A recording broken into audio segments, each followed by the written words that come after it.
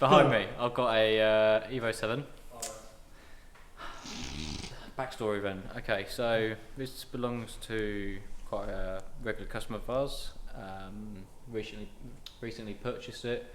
So it was white, it was fresh import from Japan, imported, and he was the first owner of it. It's quite a cool car, quite a special car actually, I think, because from the video right now you might not be able to tell, but looking around it and with some of the stuff it's got on it, you can quite clearly see that it was quite a track car back in Japan.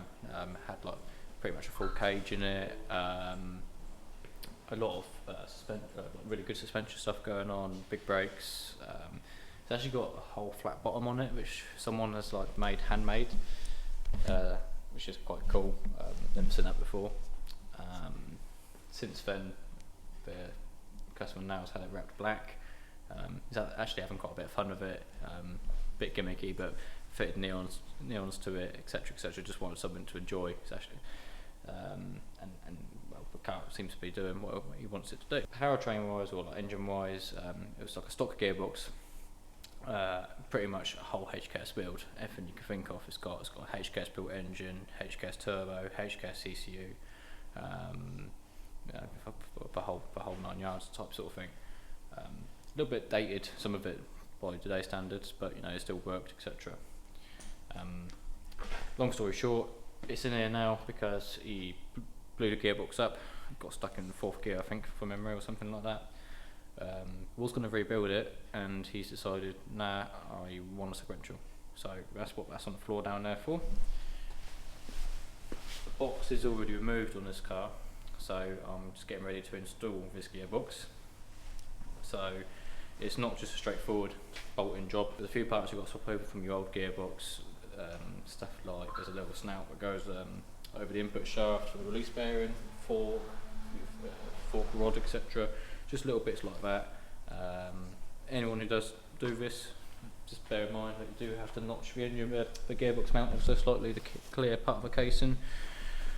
But that's about it on that side. So I'm going to be installing the box and building it back up to basically a rolling state again. Then from there it'll be a case of installing the shifter and the cables.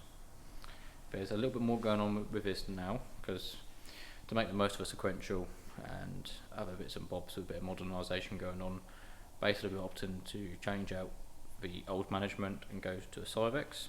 So over here I've got a box for the goodies. So we've got a Cyvex plug and play kit for Evo 789. So that's a S7 Plus ECU with an adapter harness to plug straight into the stock harness, with a few added bits and bobs that's needed, i.e. like an intake air temperature sensor, lambda, knock sensor, oil pressure sensor, and some of the bits and bobs to go with it.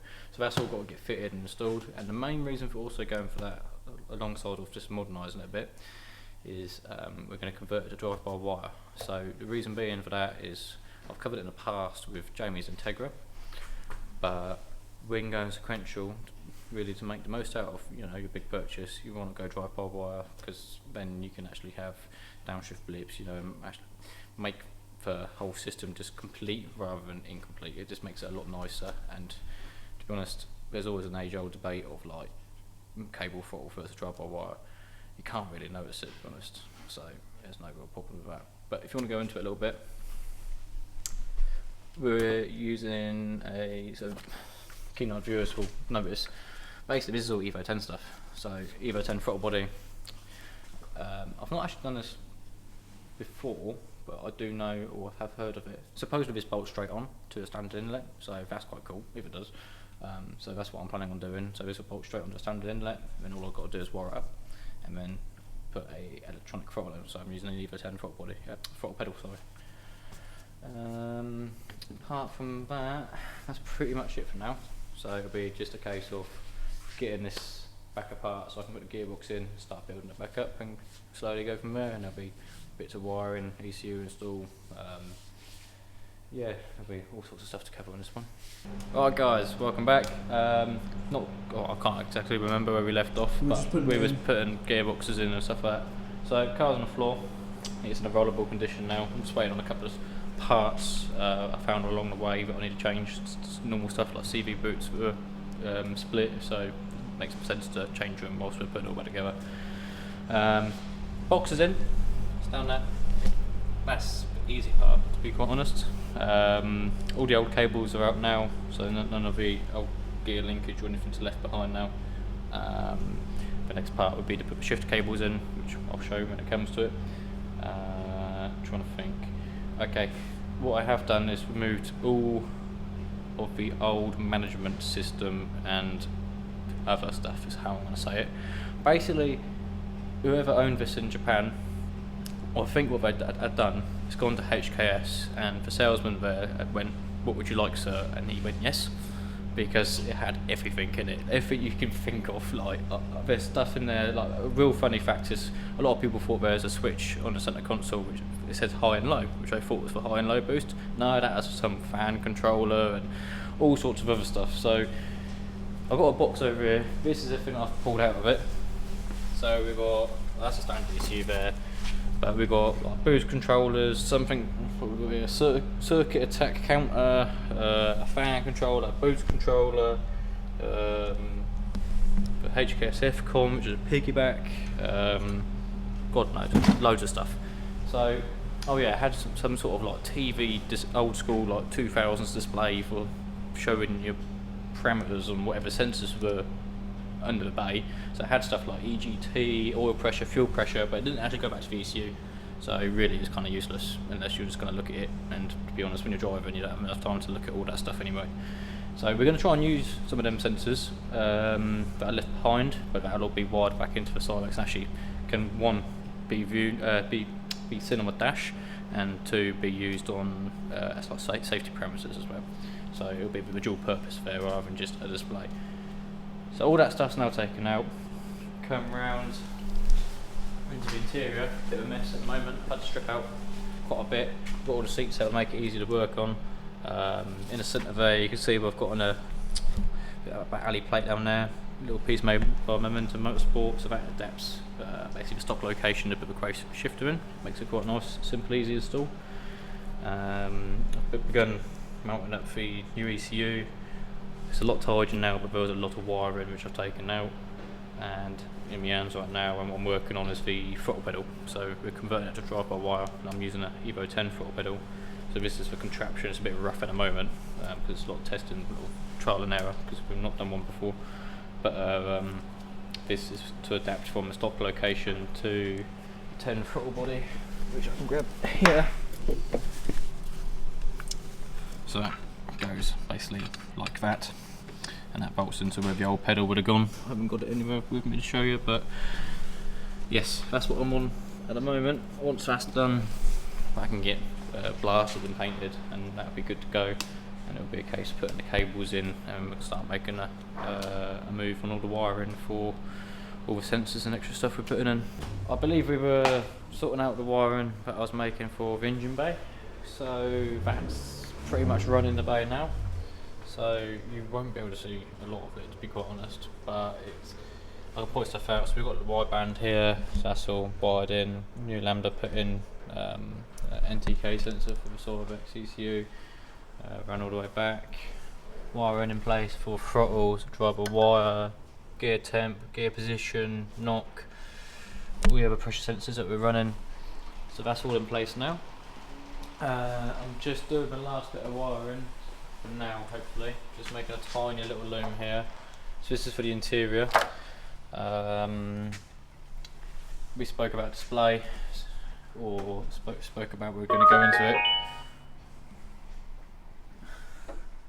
Anyway, yeah, so we spoke about display, etc. So this loom's for display back to the ECU, pedal position, the actual throttle pedal that I've installed, and what else? Oh yes, the gear knob, or what's known as a load cell. So it's like a strain gauge when you can feel, not when you can feel, it senses when you're pulling back or going forwards and when to engage in ignition cut, etc. When the ECU knows that you're about to shift gear. So yeah, that's what it all looks like at the moment. Just about to run this into the car and get it out of the way. To the inside of the car now. Right, yeah, we're in the car. So there's a little display. Believe it or not, it's touchscreen. You can see it's very small, so that's palm my hand. This is called a CAN-checked MFD display Gen 2. So I think it's just an updated version. They do different sizes, but this is the 32 or 3.2. So this can communicate with the ECU via CAN. What is quite cool is they do a lot of products that will fit directly into, say, where like a heat event went or something like that on a lot of models. So they do a lot of like Golf Rs, GTIs, BMWs, etc. But this is like a generic display, so it's going to live here. So I'm just in the middle of making a little bracket for it, because originally there was a piece of trim here, but it was all hacked pieces for the old boost controller, like the old school HKS gauge. So after deleting everything, it made no sense for it to be in there anymore and not doing anything, so this can live there in that space there. It's really cool. It's touchscreen, fully configurable, so we'll be able to have any sort of information. You can see display on here. What else? Gear display, really important one with the sequential. Believe it or not, you can actually forget what gear you're in. Elliot needs to calm down on Bluetooth. What else can we do? Yes, and this can do what's called CAN outputs, so you can actually set up little widgets or modes on the display for map switching. So you can be like, bleep, map 1, bleep, map 2, bleep, map 3, bleep, anti-lag, or whatever, and all you got to do is just configure that message to go back to ECU, and for the ECU to recognise that message and go, okay, we'll turn that feature on. So it's quite a cool bit of kit. Yeah, it's called CAN-checked. So yeah, cool. And that's about it for now. Oh no, it's not. Sorry, it's not about it. Shifterton and cables. Did have to get a knob, but I've had to send it back because it's been sent with the wrong fitment. Unfortunately, I need one with a thread. This is the original Quaife piece, which goes on here, but underneath there is a thread that I need a knob to go onto. But that's now all set up, so which is quite nice. Afternoon everyone. So it's been a little while, well not for you guys but as for us, time goes on.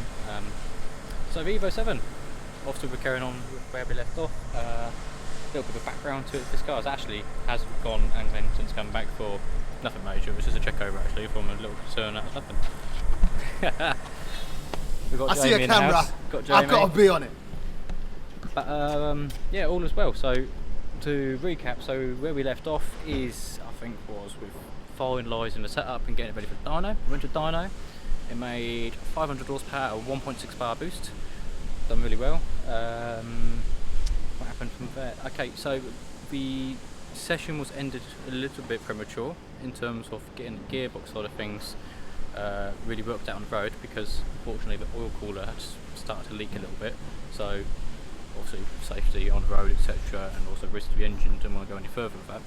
So come back to us, sorting out the oil cooler, put a new one on, and then just done a little bit of road map and Remain when he was next available. That's why it's been a little bit longer, because unfortunately Remain is a very busy man because of how good he is. So we finally got that sorted, and that was that finalised basically. So yeah, the car's working really well, gearbox is working, customers are enjoying it, and here it is right now. Just getting ready to do a little feature on it as sort of linked up at the same time. Jamie was here, car's here. Get featured, show it off sort of thing. So if you want to check that out, have a look at Jamie's video when that comes out, or if it's out now. Yeah, well, I'm literally just getting ready to go out in the car with Jamie now, so we'll see what he thinks of it. I'm sure he will like it. It's a very cool car, and yeah, we'll go from there. Yeah. Let's go! Alright guys, so we are out in this bad boy, Sequential, so we're speaking my language. This is, you guys already know this is what I live for, but this box is a lot more noisier, like, you know what I mean? It's more you can hear it theatre. More. You can hear it more because your car's a lot louder. My car's a lot louder. This car is so like fresh and easy to drive to. The steering's light. The clutch is the lightest clutch. I don't even know how this clutch is a clutch handle in this power, if I'm honest. It's so light. I'd love to know what the make is, because I don't actually. We don't actually know. It's taking the power, that's the main thing. He's in the hot seat. We're going to try. No pressure. You've never launched this car? I've never launched this car. I don't launch customers' cars, just to put it out there. Yeah. We've had permission for this. So also this hasn't got launch control. No, it hasn't. We only normally put it on at customer request, and customer request us. He just wants a bit of fun, basically. Okay. Believe it or not. So yeah, it's going to be just a soft launch. Okay. And try and get out of it nicely without breaking anything. Without breaking anything. I'm saying this has got, if you're going to soft launch it, you're in the fours still. Okay. If you give it a little bit, you're doing well. I reckon we could get into the threes, but I'll leave that one to you, bro. So, should we get into it? Yeah, let's go find somewhere. All right, guys. He's gonna go for it, bro. No pressure. Let's do this. When you're ready. 660, 3.1 seconds. Oh my God. I thought he was gonna soft launch it. You done that with no launch control. Oh my God. Let me show you, just in case they think I'm lying. 3.10 seconds. Josh is a hero. This car is insane on your first ever attempt. Okay, so we've been out on the road. I think Jamie enjoyed it. We'll see. As of this moment, the car is finished. Like I said, it has actually come back once, and that's like a little niggly thing that turned up to be nothing. So yeah, the customer's going to take it. We're finished with it as it is now. If it comes back, it'll either be some sort of upgrade or they've broken something that I'm not too sure. We'll soon find out. They have a lot of fun with this car, so I'm glad to see this car being used. But that's it for this saga, unfortunately. I'm sure we'll see it again in the future for some services, etc. But that's a wrap on this build, and on to the next one.